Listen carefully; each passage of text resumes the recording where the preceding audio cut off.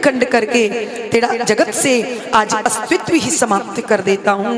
और जो दाऊ जी ने हल मूसल उठाया, जैसे ही पृथ्वी पर पटका कि यमुना जी कांप गई और तुरंत दिव्य रूप धारण करके बलराम जी के सामने प्रकट हो गई। दाऊ जी की स्तुति करने लगी कि राम राम महाबाहो ने जाने तब विक्रमम, यस्य कांसेन विधृता जगती जगत पते। बोलिए सतगुरुदेव भगवान की जय। जमुना जी ने कहा, हे अनंत, हे माँ भाव, हे जगदीश्वर, मैं आपका बल पराक्रम समझ नहीं पाई, मेरी इस दृष्टता को आप क्षमा करें। तब दाऊ जी महाराज का क्रोध शांत हुआ। सुखदेव जी कहते हैं, परीक्षित, आज भी श्री धाम वृंदावन में यमुना जी के भय से टेढ़ी होकर के बहती हैं। बलराम जी के अनंत पराक्रम का परिचय आज भी यमुना जी वृंदावन में दे रही हैं। इधर द्वारिका में जब तक दाऊ जी महाराज रहे, किसी ने द्वारिका की ओर आंख उठाकर भी नहीं देखा।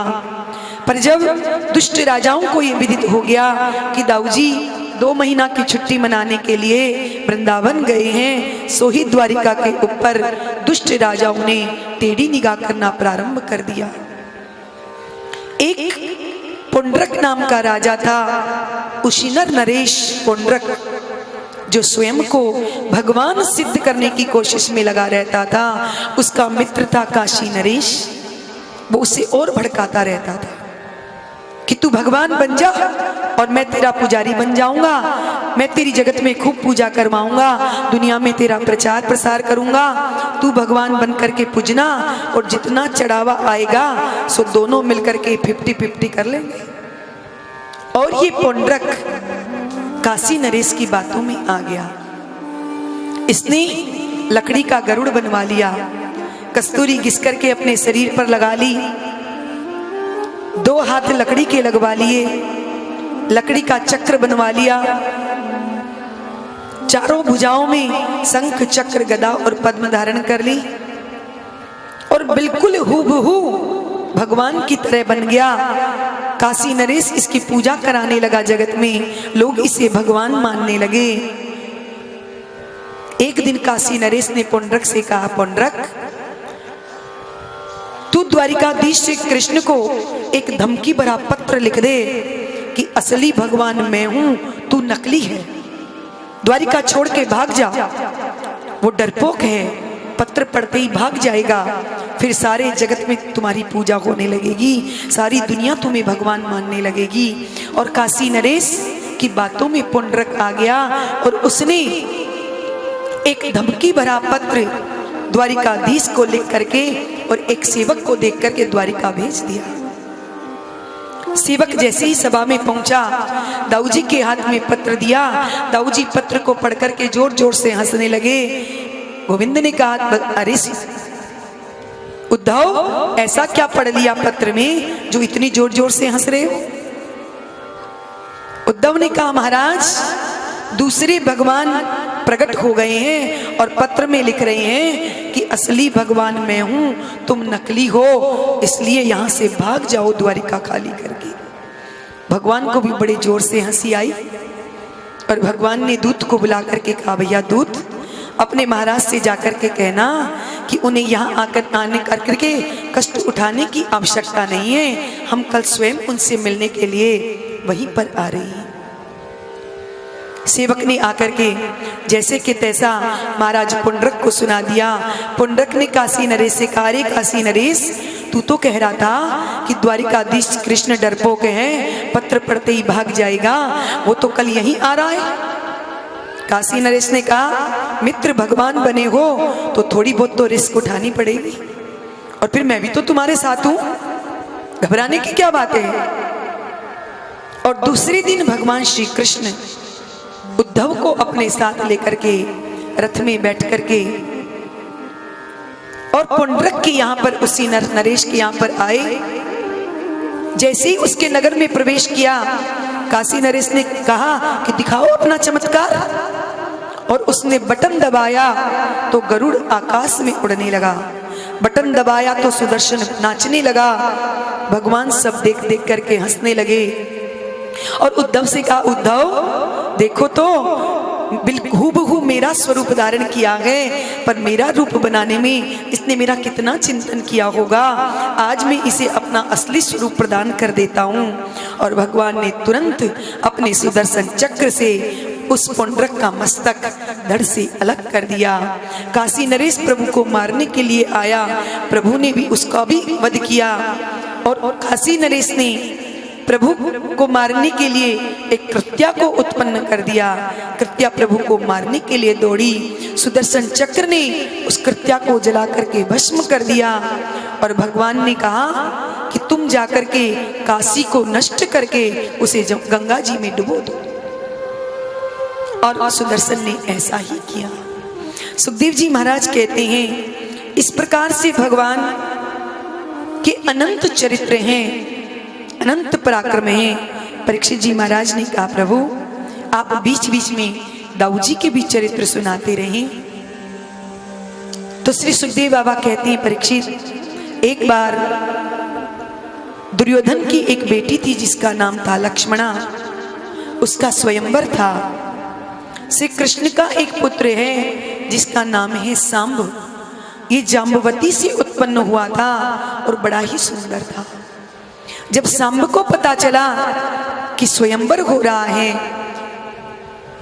सांब उस स्वयंवर में आए और दुर्योधन की बेटी लक्ष्मणा का हरण करके जाने लगे। जब दुर्योधन को यह पता चला तो दुर्योधन ने सांब को पकड़ करके कारागार में डाल दिया। जब दाऊ जी वृंदावन से लौट करके आए और दाऊ जी को जब ये विदित हुआ कि दुर्योधन ने हमारे भतीजे को कारागार में डाल दिया है, तो उन्होंने कृष्ण से कहा, कन्हैया हम इंद्रप्रस्थ जाते हैं क्योंकि दुर्योधन हमारा शिष्य है, यदि हम उसे समझाएंगे तो वो हमारी आज्ञा का पालन करेगा। और बलराम जी महाराज कुछ सेवकों को अपने साथ लेकर के दुर्योधन के यहाँ पर आए और दुर्योधन को सूचना भेजी कि तुम्हारे गुरुजी द्वार पर आए हैं। दुर्योधन को जब पता चला, दुर्योधन ने द्वार पर आकर के दाऊ जी का बड़ा सुंदर स्वागत किया और कहा, गुरुदेव आपका आगमन कैसे हुआ? तो बलराम जी ने कहा, दुर्योधन तुमने हमारे सांब को कारागार में बंद कर दिया है, ऐसा क्यों किया? तो सांब ने कहा, गुरुजी सांब ने हमारी बेटी लक्ष्मणा का हरण करने की कोशिश की।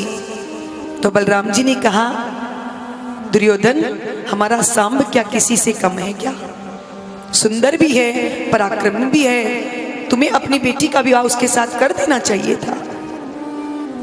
अब तो दुर्योधन आग बबूला हो गया और दाऊ जी को गाली देने लगा कि आपने दाऊ जी आप मेरे गुरुजी हैं, आपसे मैंने थोड़ी सी गदा युद्ध सीखी है, इसलिए मैं आपका सम्मान करता हूं, पर इसका मतलब ये नहीं कि जो आप चाहोगे मैं वही करूंगा।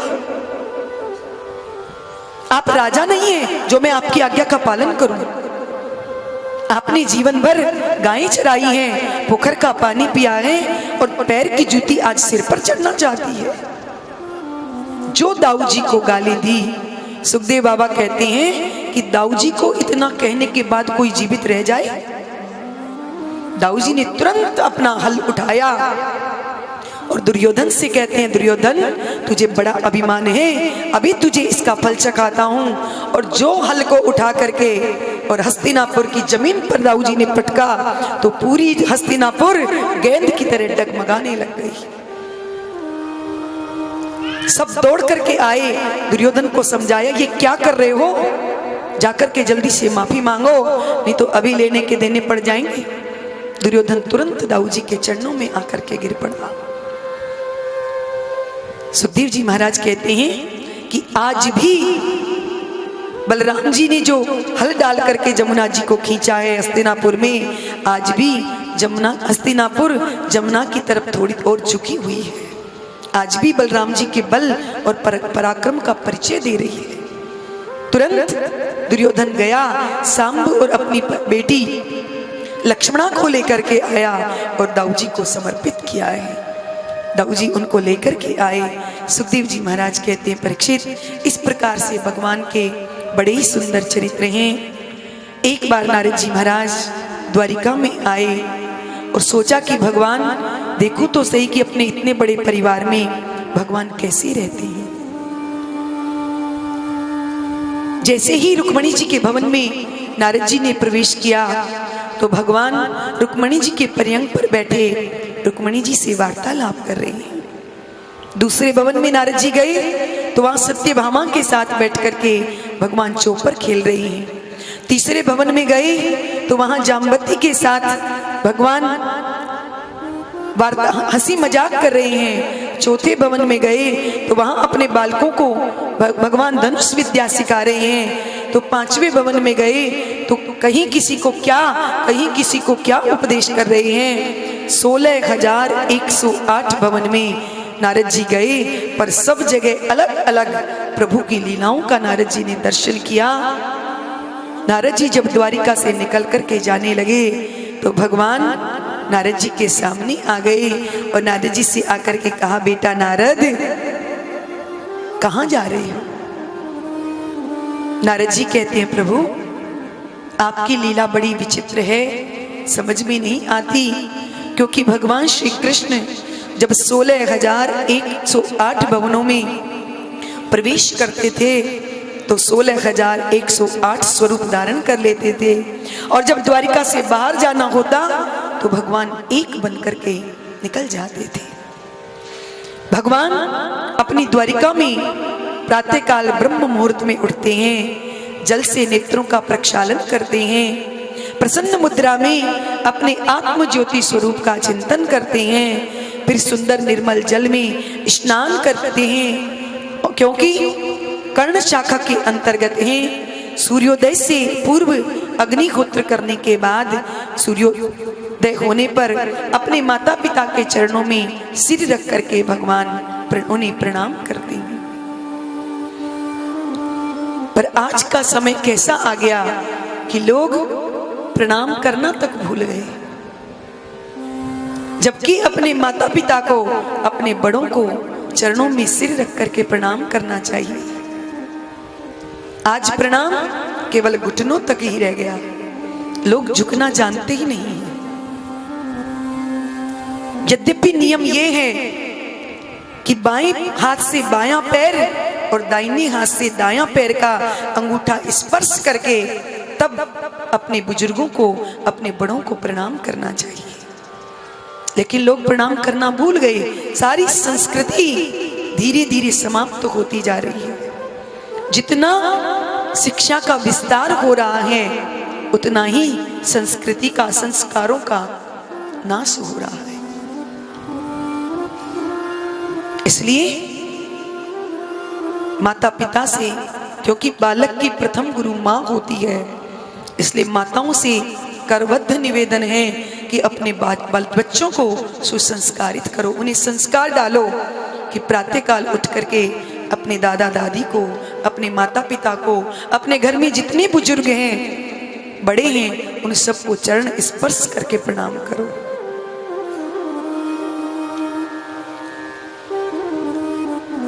क्योंकि बड़े बुजुर्गों को प्रणाम करने से बहुत कुछ मिलता है।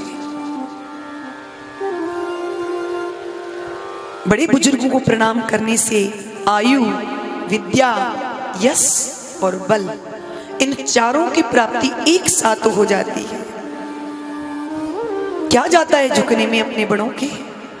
भगवान अपने माता पिता को प्रणाम करने के बाद ब्राह्मणों को गायों का दान करते हैं, फिर अपना दिव्य श्रृंगार करके अपनी सुधर्मा सभा में दिव्य उच्च सिंहासन पर जाकर के प्रभु विराजमान हो जाते हैं। परीक्षित, भगवान की सुधर्मा सभा ऐसी है कि चाहे जितने भी सदस्य उस सभा में आ जाएं, पर एक सिंहासन सदा खाली रहता है। ऐसा दिव्य भगवान की वह सुधर्मा सभा है। आज भगवान उस सुधर्मा सभा में बैठे थे कि उसी समय एक दूत पत्र लेकर के आया और कहा, महाराज जरासंध ने 20,800 राजाओं को अपने कारागार में बंद कर रखा है, उन पर कृपा करके आप उन्हें मुक्ति दिलाएं। भगवान ने कहा कि तुम जाकर के उनसे कह देना कि मैं बहुत जल्दी आऊंगा, उन्हें कारागार से मुक्त करूंगा।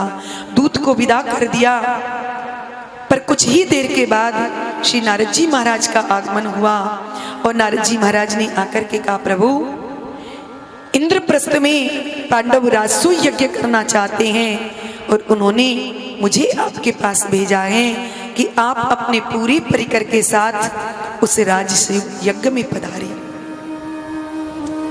नारद जी इतना कह करके वहां से अंतर्ध्यान हो गए। भगवान ने उद्धव जी से पूछा, उद्धव अब तुम ही बताओ कि हमें पहले कहां चलना चाहिए, हम पहले मगध जाएं या इंद्रप्रस्थ जाएं? उद्धव जी ने कहा, महाराज हमें पहले इंद्रप्रस्थ पांडवों के यहाँ चलना चाहिए। और भगवान अपने पूरी परिकर को, पूरी परिवार को साथ लेकर के इंद्रप्रस्थ पधारे। पांडवों ने भगवान का बड़ा ही दिव्य स्वागत किया, पर युधिष्ठिर जी महाराज ने श्री कृष्ण से कहा, कन्हैया मैं राजसूय यज्ञ करना चाहता हूँ, समस्त राजाओं की मुझे सहमति है, परंतु जरासंध जो मगध देश का राजा है वो सहमति नहीं दे रहा है, क्या किया जाए? तो श्री कृष्ण ने कहा, दादा आप मुझे भीम और अर्जुन को मेरे साथ कर दीजिए, आगे सब मैं संभाल लूंगा। और भीम अर्जुन को अपने साथ लेकर के ब्राह्मण का वेश बना करके भगवान सीधे मगध जरासंध के द्वार पर पहुंच गए और जाकर के प्रभु ने वहां पर भिक्षा मांगी है। जरासंध द्वार पर आया, अपने द्वार पर 3-3 ब्राह्मणों को देखा तो प्रसन्न हो गया, ब्राह्मणों को प्रणाम किया और कहा, महाराज मेरे अहोभाग्य जो आज आप मेरे द्वार पर पधारे, कहां से आए हैं, कैसे आना हुआ है?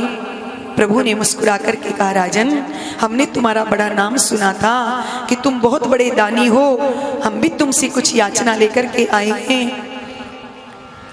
जरासंध ने कहा, कहिए महाराज मैं आपकी क्या सेवा कर सकता हूं?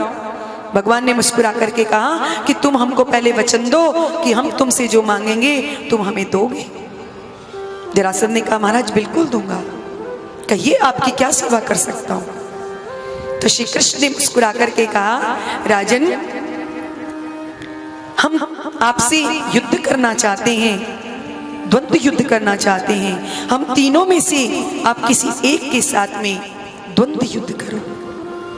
जरासंध हंसने लगा और अट्टहास करता हुआ कहता है कि आप ब्राह्मण होकर के और युद्ध की बात कर रहे हैं?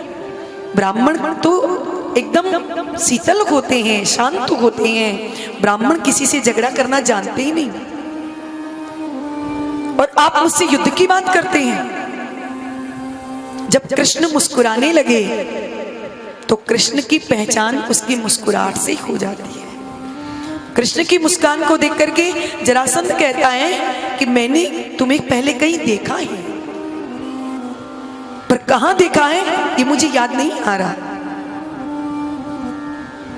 तुम ब्राह्मण होकर के मुझसे लड़ने की बात कर रहे हो, पहले तुम अपना परिचय दो तब मैं तुमसे युद्ध करूंगा। तो भगवान जरासंध से कहते हैं, राजन जो मेरी दाहिनी ओर खड़े हैं इनका नाम है भीमसेन, और जो मेरी बाईं ओर खड़े हैं ये इन्हीं के छोटे भाई अर्जुन हैं। जरासंध ने कहा, ओ तो ये पांडव हैं, पर तुम कौन हो? भगवान ने कहा, हम इनके मामा के लड़के हैं। जरासंध ने कहा कि तुम्हारा कोई नाम नहीं है क्या जो मामा का लड़का बता रहे हो? तुम्हारा नाम क्या है वो बताओ। तो भगवान श्री कृष्ण ने कहा कि हमारा नाम है कृष्ण, हम तुम्हारे सबसे पुराने शत्रु द्वारिकाधीश श्री कृष्ण हैं। जो कृष्ण का नाम सुना जरासंध मन में भयभीत हो गया कि 17 बार तो इस कृष्ण ने मुझे पराजित कर दिया, और 18वीं बार ब्राह्मणों को अनुष्ठान पर बिठा करके मैंने इसे पराजित किया, ये रण छोड़ करके भाग गया, और यदि मैंने इससे युद्ध किया और इसने मुझे आज पराजित कर दिया तो जीते जिताए पर पानी फिर जाएगा। इसलिए जरासंध कहता है, अरे तू तो रणछोड़ है, डरपोक है, और डरपोक से मैं कभी युद्ध नहीं करता। भगवान मुस्कुराने लगे और अर्जुन को इशारा किया, देखो अर्जुन, 17 बार मैंने हराया, उसकी कोई गिनती नहीं, और एक बार मैं रण छोड़ करके भाग गया तो देखो ये मुझे रणछोड़ कह रहा है, मुझ पर हंस रहा है। ठीक है, कोई बात नहीं, तुम किसी से भी युद्ध करो। तो जरासंध कहता है, ये अर्जुन तो दुबला पतला है, ये क्या युद्ध करेगा, परंतु हाँ ये भीम बड़ा बलशाली है, मैं इससे युद्ध कर सकता हूं। अब तो भीम दादा तो एकदम फूल करके कुप्पा हो गए कि देखो कृष्ण अर्जुन को इसने फैल कर दिया, पास किया है तो केवल हमको। और सुखदेव जी महाराज कहते हैं, परीक्षित, दोनों में युद्ध होने लगा। 27 दिन तक ये युद्ध चला। दिन भर तो युद्ध चलता है, सूर्य उदय से लेकर के सूर्यास्त तक दोनों एक दूसरे पर गदा का प्रहार करते हैं, और सायंकाल को युद्ध को विराम करके एक साथ बैठ करके भोजन करते हैं, एक शिविर में विश्राम करते हैं, और सूर्य उदय होते ही फिर युद्ध प्रारंभ हो जाता है। 27 दिन तक युद्ध चला।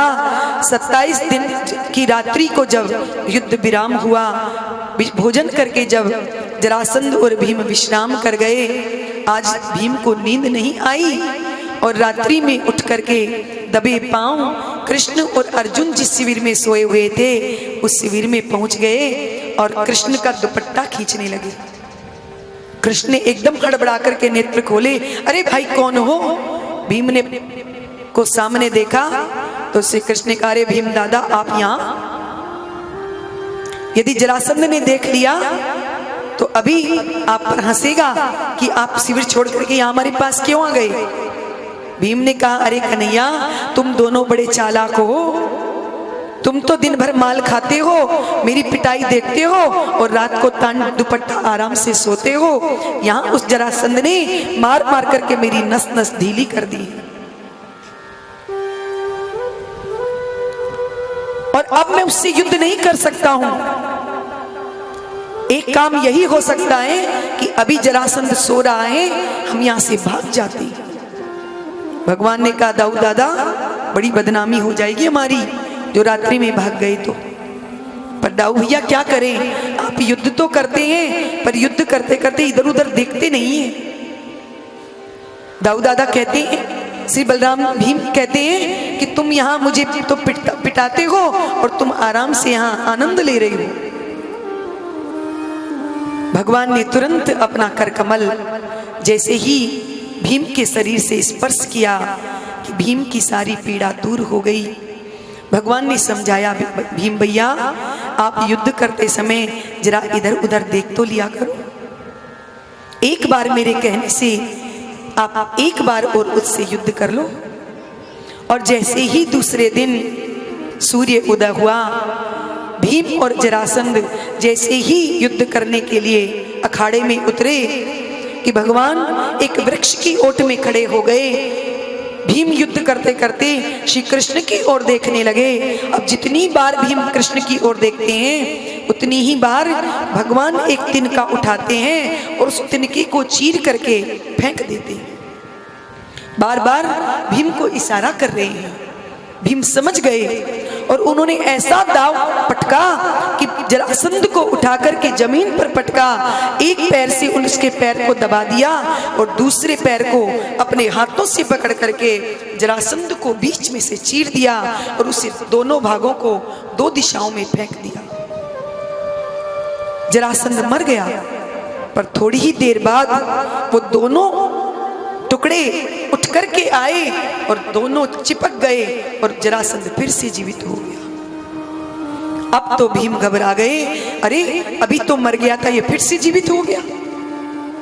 फिर भीम युद्ध करने लगे, पर युद्ध करते करते कन्हैया ने फिर से एक तिनका उठाया और उस तिनके को बीच में से चीर करके उसे विपरीत दिशाओं में फेंक दिया। भीम समझ गए और उसी दाव से उन्होंने फिर से जरासंध को नीचे पटका, उसके पैर को पकड़ करके बीच में से चीर करके और उसे विपरीत दिशाओं में फेंक दिया।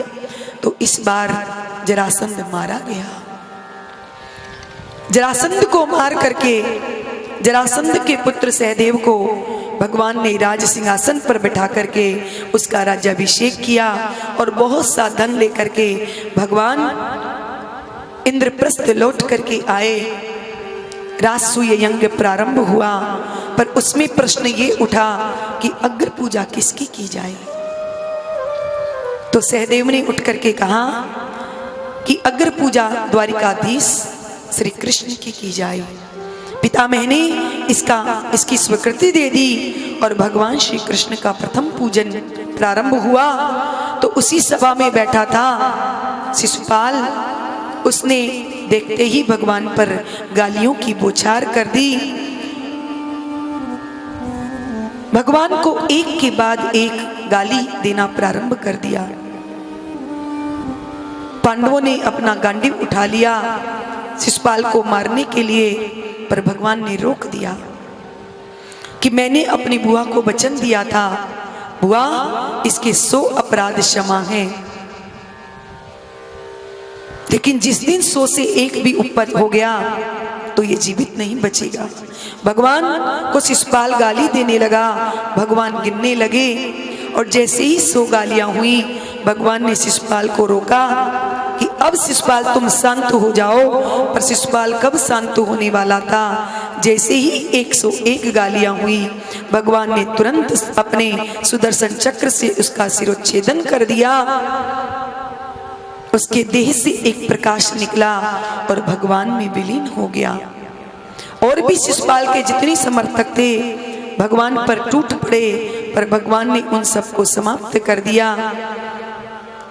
पांडवों का राजसूय यज्ञ धूमधाम से सानंद संपन्न हुआ और इस यज्ञ में दुर्योधन को पांडवों की सभा में घुसते समय जल में स्थल और स्थल में जल का भ्रम हो गया। दुर्योधन धड़ाम से गिर पड़ा। पांडव हंसने लगे तो दुर्योधन ने मन में प्रतिज्ञा कर ली कि मैं इसका बदला लेकर के मानूंगा।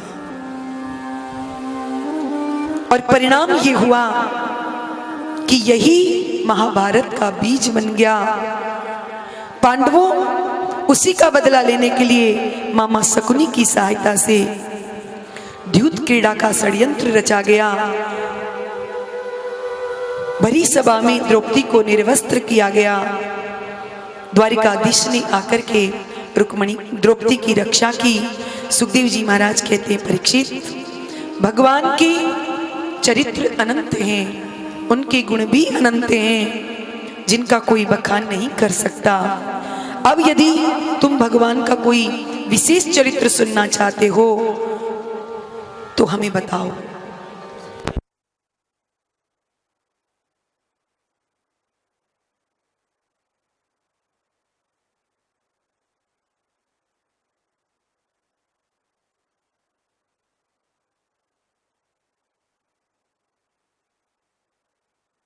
मेरो है गोपाल मेरो है, गोविंद मेरो है, गोपाल मेरो है। श्री बांके बिहारी नंदलाल मेरो है, श्री बांके बिहारी नंदलाल मेरो है।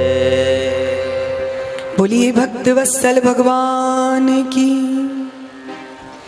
परीक्षित ने कहा, गुरुदेव निसंदेह भगवान के चरित्र अनंत हैं, परंतु आपने बार बार भगवान को दीनबंधु कहा है, परंतु भगवान का कोई दीनबंधु तापूर्ण कोई चरित्र आपने मुझे नहीं सुनाया। मैं ये जानना चाहता हूं कि भगवान ने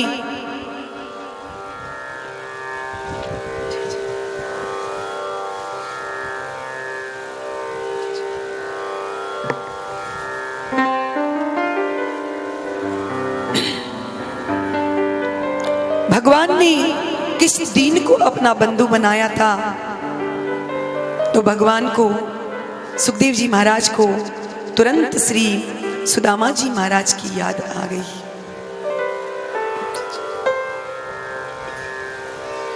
और सुदामा जी महाराज श्री सुखदेव जी महाराज कहते हैं, परीक्षित, अब हम तुम्हें भगवान के एक ऐसे दीन सखा की कथा सुनाते हैं, ध्यान से सुनो। कि कृष्णस्यासीत् सखा कश्चित् ब्राह्मणो ब्रह्मवित्तमय विरक्तः इंद्रियार्थेषु प्रशांतात्मा जितेंद्रियः। सुखदेव जी महाराज कहते हैं, परीक्षित, भगवान श्री कृष्ण के एक परम प्रिय मित्र जिनका नाम है सुदामा। सुखदेव जी महाराज ने उसका नाम नहीं लिया, केवल ये कहा कि एक मित्र है। कृष्णस्यासीत् सखा कश्चित्, केवल एक सखा है, नाम उसका नहीं लिया है। और उसकी विशेषता क्या है, उसका मूल परिचय देते हुए श्री सुखदेव जी महाराज कहते हैं कि ने नाम बताया ने काम बताया, केवल विश्लेषण गिनाए हैं। ब्राह्मणों ब्रह्मवित्तमय हैं। ये सुदामा ऐसे ब्राह्मण हैं कि ब्रह्मविष्ट नहीं, ब्रह्मवित्तर है। सुदामा जी विषयों से एकदम विरक्त। सुखदेव जी को फिर भी संतोष नहीं हुआ, तो कहते हैं, प्रशांत आत्मा। श्री सुदामा जी हर परिस्थिति में प्रसन्न रहते हैं, जिनका चित्त कभी अशांत नहीं होता। ऐसे प्रसन्न आत्मा कि परम जितेंद्रिय, जिनकी इंद्रियां सर्वथा उनके वशीभूत रहती हैं। परंतु जब सुशीला का परिचय दिया तो सुखदेव बाबा कहते हैं कि सुशीला पतिव्रता तो थी, परंतु दरिद्रा थी। और दरिद्र किसे कहते हैं, जो असंतोषी हो।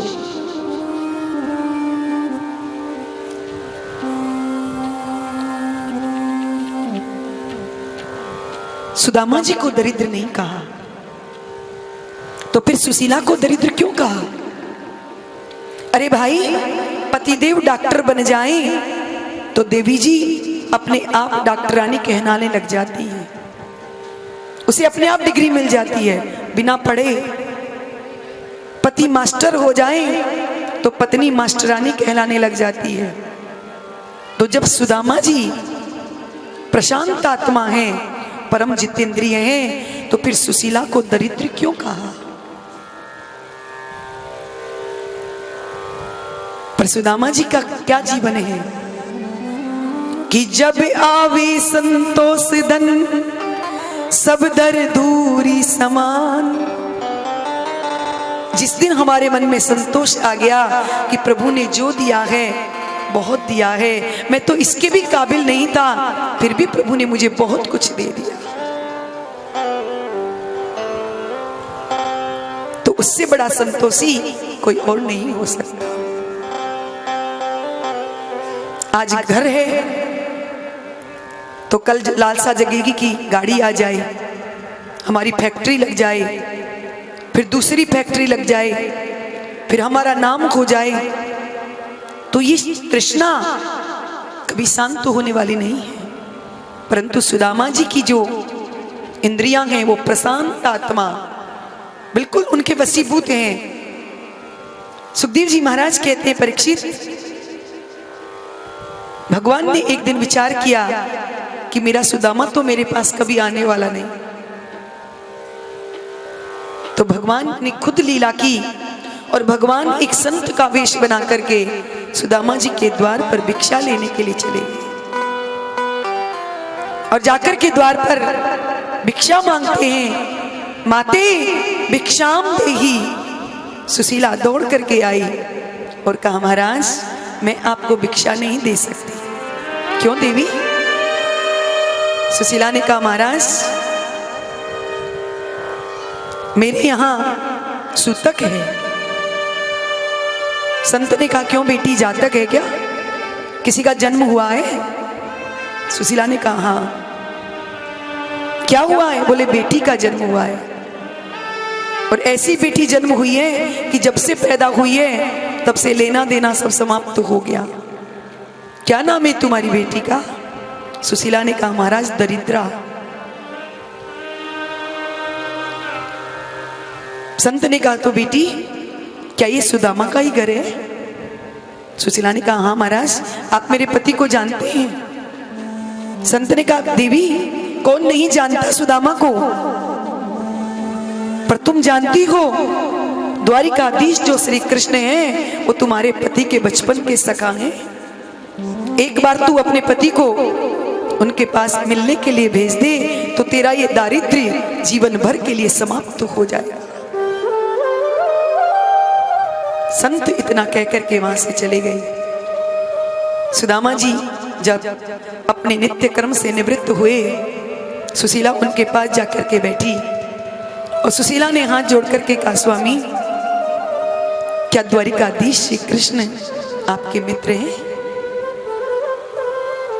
सुदामा जी महाराज ने सुशीला से कहा सुशीला तुम्हें किसने बताया कि द्वारिकाधीश मेरे मित्र हैं?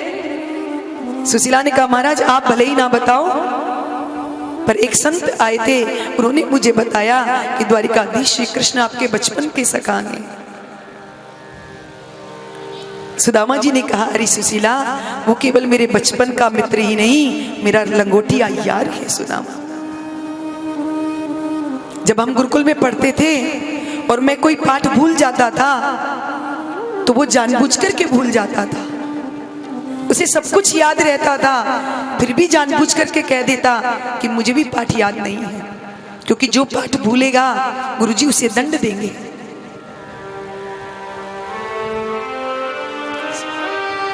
विचार करो कि कैसे प्रशांत आत्मा होंगे सुदामा जिन्होंने अपनी पत्नी तक को भी ये नहीं बताया कि द्वारिकाधीश श्री कृष्ण मेरे मित्र हैं बचपन के। अन्यथा किसी विशिष्ट व्यक्ति से हाथ मिलाते हुए फोटो खिंच जाए तो हम लोग मीडिया में छा जाते हैं। किसी मंत्री से, किसी अध्यक्ष से नमस्कार करते हुए फोटो खिंच जाए तो हम फेसबुक व्हाट्सएप पे छा जाते हैं। और सुदामा जिनके मित्र द्वारिकाधीश हैं उन्होंने अपनी पत्नी तक को नहीं बताया कि श्री कृष्ण मेरे मित्र हैं, तो उनसे ज्यादा विरक्त संसार में और कौन हो सकता है। सुशीला कहती है महाराज यदि द्वारिकाधीश श्री कृष्ण आपके मित्र हैं तो एक बार उनके पास चले जाओ तो हमारी ये सारी दरिद्रता दूर हो जाएगी। सुदामा जी महाराज सुशीला से कहती है अरे बावरी क्या धन लेने के लिए अपने मित्र के पास जाऊंगा? अपना दारिद्र्य रोने के लिए अपने मित्र के पास जाऊंगा? यदि अपना दारिद्र्य रोने के लिए तुम भेज रही हो तो जीवन में ये सुदामा कभी नहीं जाएगा। यदि तुम ये कहती कि अपने मित्र से मिल आओ, उसके दर्शन कराओ, तो शायद मैं सोचता कि मैं चला जाऊं, पर मांगने के लिए सुदामा कभी नहीं जाएगा। सुशीला ने मन में विचार किया यदि मांगने पर जोर दिया तो ये कभी नहीं जाएंगे। तो सुशीला ने कहा महाराज मैं ये थोड़ी कह रही हूं कि जाकर के अपने मित्र से कुछ मांगना। अरे बचपन का मित्र है, केवल मिल भर आना। सुदामा जी ने कहा सुशीला मन तो मेरा भी बहुत होता है अपने मित्र से मिलने का, कि अयम ही परमो लाभो उत्तम श्लोक दर्शनम। मेरा भी मन करता है उसका दर्शन करने का, पर कैसे जाऊं? क्योंकि कुछ स्थान ऐसे होते हैं जहां खाली हाथ नहीं जाया जाता। सुशीला भगवान का मंदिर, गुरु का द्वार और मित्र का घर, यहां कभी खाली हाथ नहीं जाना चाहिए, कुछ ना कुछ भेंट लेकर के जाना चाहिए। और जब मैं अपनी ओर दृष्टि डाल करके देखता हूं तो मेरे पास देने के लिए कुछ भी नहीं है सुशीला, तो मैं कैसे जाऊं? सुशीला ने कहा महाराज आप तो जाने की तैयारी कीजिए, भेंट की व्यवस्था मैं करती हूँ। और सुशीला अपनी 4 पड़ोसिन के यहाँ 4 घर में गई और 4 मुट्ठी चावल मांग करके लाई है कि याचित्वा चतुरो मुष्टिन विप्रान पृथक तंडुलान चेल खंडेन तान बद्ध्वा भर्त्रे प्रादा उपायनम। सुशीला 4 ब्राह्मणियों के घर गई, 4 मुट्ठी चावल मांग करके लाई। वे 4 मुट्ठी चावल बांधने के लिए एक बिलस्त कपड़ा भी सुशीला के आंगन में नहीं है। जब सुशीला ने बहुत गौर करके अपने घर में देखा तो एक जीर्ण शीर्ण साड़ी पड़ी हुई थी। उसी फटी हुई साड़ी को सुशीला ने दोहरा तिहरा किया और उसी में वो 4 मुट्ठी चावल बांध दिए सुशीला ने और लाकर के सुदामा जी को दे दिया और हाथ जोड़ करके कहती, स्वामी बस यही तुच्छ भेंट अपने सखा को प्रदान कर देना, पर जब अपने मित्र से मिलो तो मेरा एक छोटा सा संदेश अपने मित्र को सुना देना। सुदामा ने कहा, सुशीला तुम भी कुछ कहना चाहती हो? और थोड़ी सी शब्दों ने सुशीला ने अपनी बात प्रभु से कह दी कि 1 मास 2 पाख में 2 एकादशी होई, पर मेरे घरे गोपाल जू नित्य एकादशी होई।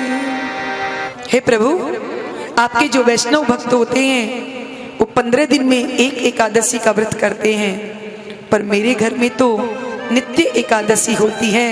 क्या इस सुशीला के घर में भी कभी द्वादशी होगी? थोड़े से शब्दों में सुशीला ने अपनी बात कह दी। सुदामा जी ने कहा, देवी अवसर मिला तो तुम्हारी बात अवश्य कह दूंगा। और उस चावल की पोटली को लेकर के सुदामा जी महाराज चल दिए। भगवान की प्रतिज्ञा है कि जो तू आवे 1 पग, मैं आऊं पग 60। जब मेरा प्रिय भक्त मुझसे मिलने के लिए 1 कदम बढ़ाता है तो मैं 60 कदम आगे बढ़ा देता हूं। सुदामा जी चलते चलते जब थक गए, एक नदी के किनारे अपनी टूटी सी लकड़ी और लोटे को रख करके सुदामा जी सो गए। प्रभु ने सोचा मेरा सुदामा थक गया है, और सुदामा जी महाराज को सोते हुए प्रभु ने अपनी योग माया से द्वारिका में लाकर के सुला दिया। सोए थे सुदामा नदी के किनारे, पर जब सुदामा की नींद खुली तो बड़ी बड़ी अट्टालिकाएं, बड़े बड़े महल सुदामा को दिखाई पड़ रहे हैं। सुदामा जी एकदम खड़े हो गए और एक पथिक से पूछा, भैया हमें द्वारिका जाना है। पथिक ने मुस्कुरा करके कहा, महाराज आप द्वारिका में तो खड़े हैं, क्या यही द्वारिका है? हाँ महाराज यही द्वारिका है। तो भैया हमारा कन्हैया कहाँ मिलेगा? पथिक ने कहा, महाराज जरा पूरा परिचय दीजिए, मकान नंबर, गली नंबर, ये कन्हैया कौन है? हम तो किसी कन्हैया को नहीं जानते। सुदामा जी ने कहा, भैया वो तो सब हमको पता नहीं, पर हम इतना जानते हैं कि हम तो उससे प्यार से कन्हैया कहते हैं, पर उसका पूरा नाम है कृष्णचंद्र। वो द्वारिका का राजा है। जो पथिक ने सुना तो आश्चर्य हो गया उसे, और कहता है, महाराज आप किसका नाम ले रहे हैं? ये तो हमारी महाराजा धीराज हैं और हमारे प्रभु का नाम ऐसे नहीं लिया जाता। सुदामा जी ने कहा, तो भैया कैसे लिया जाता है? तो पथिक कहता है, महाराज हमारे प्रभु के नाम के आगे बहुत से विश्लेषण लगाए जाते हैं।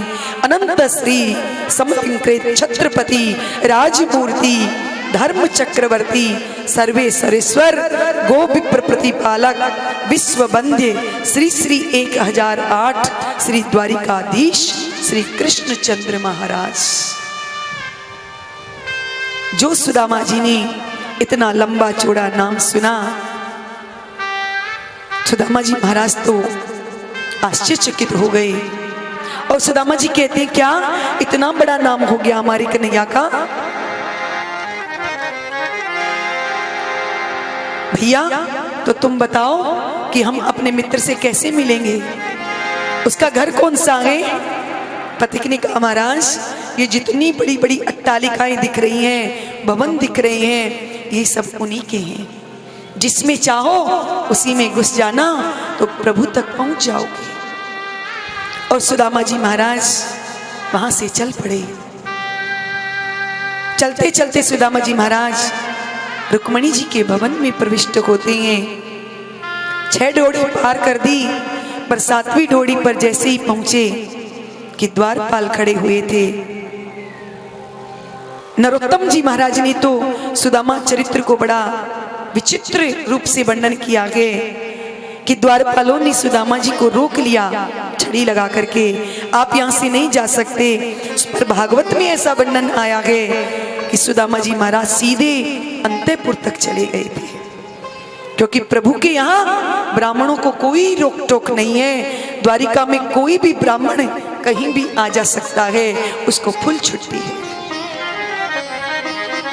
पर जैसे ही सुदामा जी महाराज द्वार पर पहुंचे, द्वारपालों ने से जाकर के कहा भैया हमें श्री कृष्ण से मिलना है। देखो देखो ये गरीबी का हाल, कृष्ण के दर पे विश्वास लेके आया हूँ। मेरे बचपन का यार है मेरा श्याम, यही सोच कर आस लेके आया हूँ।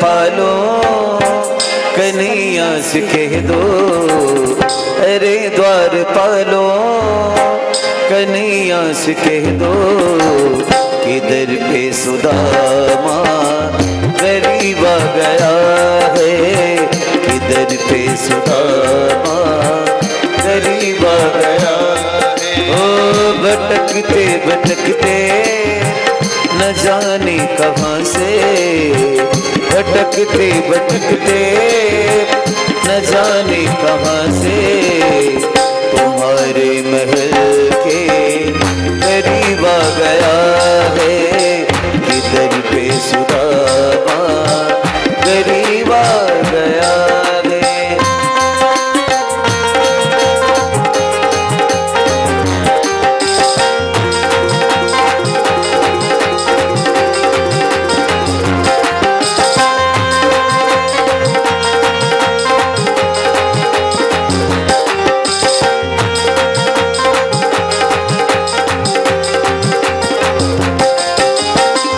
न सर पे है पगड़ी न तन पे है जामा, बता दो कन्हैया को नाम है सुदामा, बता दो कन्हैया को नाम है सुदामा। न सर पे है पगड़ी न तन पे है जामा, बता दो कन्हैया को नाम है सुदामा हो।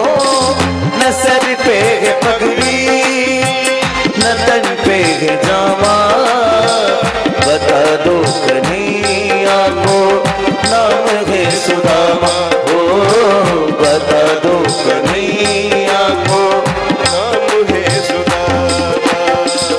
एक बार मोहन से जा कर के कह दो, एक बार मोहन से जा कर के कह दो, कि मिलने सका बद नसीब आ गया है, कि मिलने सका बद नसीब आ गया है।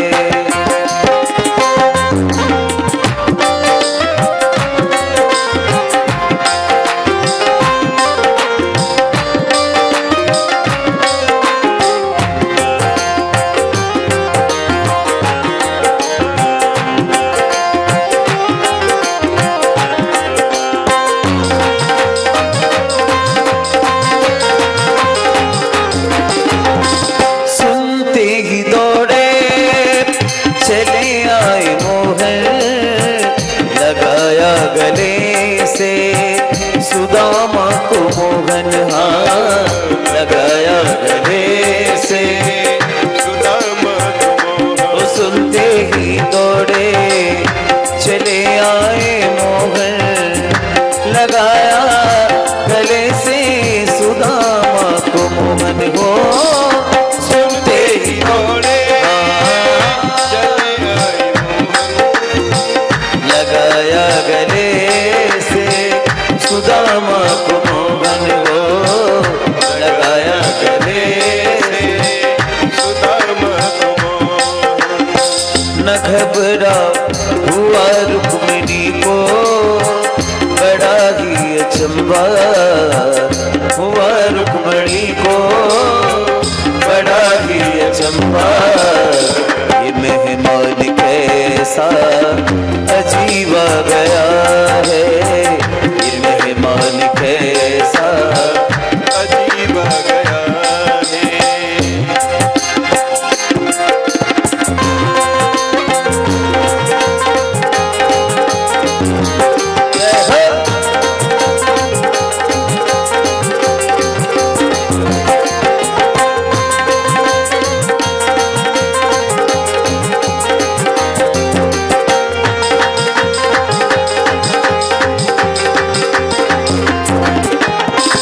बराबर में अपने सुदामा बिठाए, चरण आंसुओं से शाम ने दुलाए हो, चरण आंसुओं से श्याम ने दुलाए। बराबर में अपने सुदामा बैठाए, चरण आंसुओं से शाम ने दुलाए हो।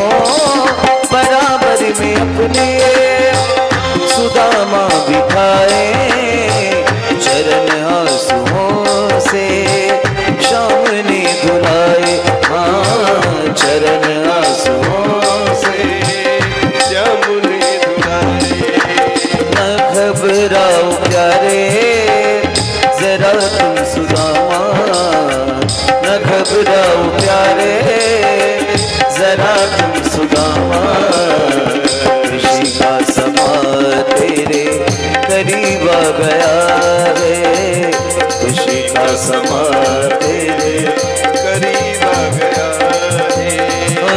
अरे द्वार पालो कन्हैया से कह दो, अरे द्वार पालो कन्हैया से कह दो, इधर पे सुदामा करीब आ गया है, इधर पे सुदामा करीब आ गया है, इधर पे सुदामा करीब आ गया।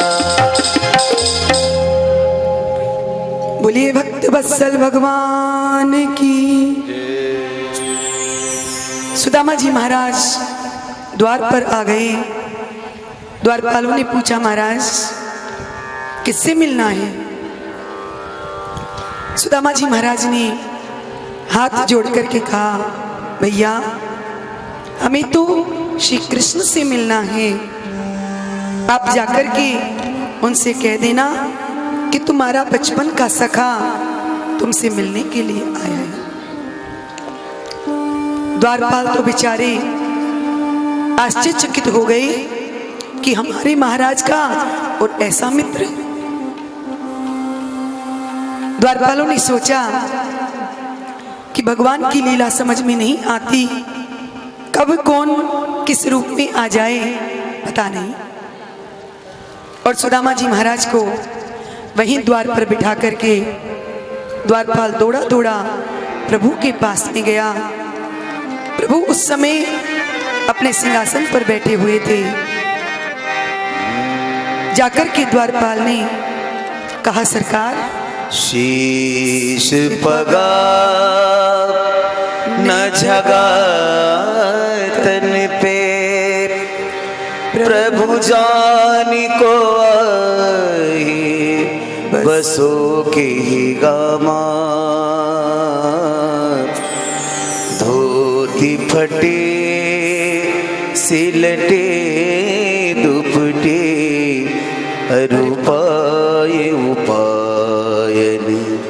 की नहीं सामा द्वार खड़ो तुझ दुर्बले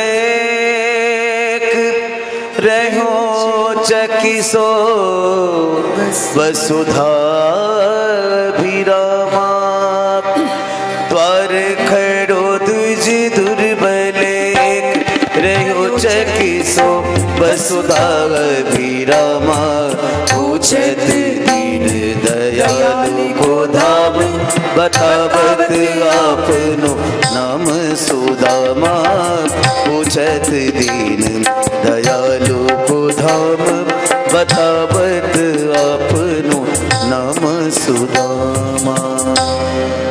जो प्रभु के कान में सुदामा नाम पड़ा, सुदामा कृष्ण तुरंत अपने सिंहासन से नीचे कूद पड़े, पीतांबर नीचे गिर गया, चरण की पादुका निकल गई और सुदामा सुदामा पुकारते हुए प्रभु द्वार पर चले गए। सारी शोभा सावधान हो गई कि ऐसी कौन सी विभूति आज प्रभु से मिलने के लिए आई है, जिससे मिलने के लिए प्रभु इतने उतावले हो रहे हैं। अरे इस दरबार में ब्रह्मादिक देवताओं को आते देखा है, पर आज तक प्रभु इतने उतावले नहीं हुए जितने आज हो रहे हैं। बड़े बड़े राजा आकर के इनके चरणों में सिर झुकाते हैं, पर इतनी आतुरता सरकार में हमने आज से पहले नहीं देखी। सब दौड़ पड़े, पर जैसे ही गोविंद द्वार पर आए, दूर सुदामा को बैठा हुआ देखा तो दूर से ही सुदामा सुदामा कहते प्रभु दौड़े। सुदामा जी एकदम शांत खड़े हैं और जो श्री कृष्ण पास में आए, श्री कृष्ण और सुदामा एक दूसरे के अंग से लग गए। सुखदेव जी महाराज कहते परीक्षित, दोनों मित्रों के नेत्रों से आंसू निकल रहे हैं। कृष्ण ने अपने नेत्रों से सिंचन कर दिया, दोनों ही एक दूसरे से कुछ नहीं बोल रहे। बड़ी देर हो गई, तब श्री कृष्ण सुदामा जी से अलग हुए और अपने मित्र का हाथ पकड़ करके अपने निज भवन में लेकर के आए। सुखदेव जी महाराज कहते परीक्षित, जिस राज सिंहासन पर स्वयं श्री कृष्ण बैठते थे, उसी सिंहासन पर सुदामा जी को बिठाया। सुदामा जी को संकोच होने लगा, अरे कन्हैया यहाँ तुम बैठो। सुदामा जी को जबरदस्ती प्रभु ने बिठा दिया और स्वयं सुदामा जी के चरणों में बैठ गए।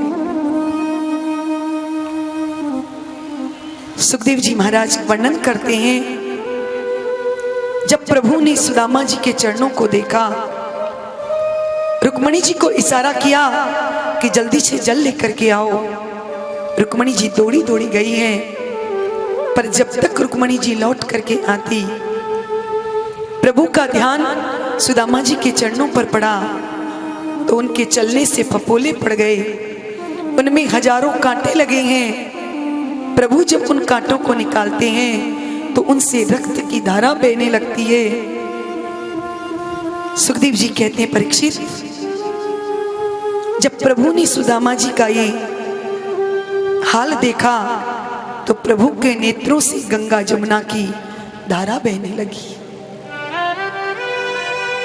और सुदामा के चरणों को प्रभु ने अपने नेत्र जल से ही प्रक्षालित कर दिया। ऐसे बेहाल बेबाइन सो पग कंटक जाले लगे प्रभु जोए। हाय महा दुख पायो सखा आए तेना किते दिन खोए। देखी सुदामा की दीन दशा करुणा करके करुणा निधि रोए। पानी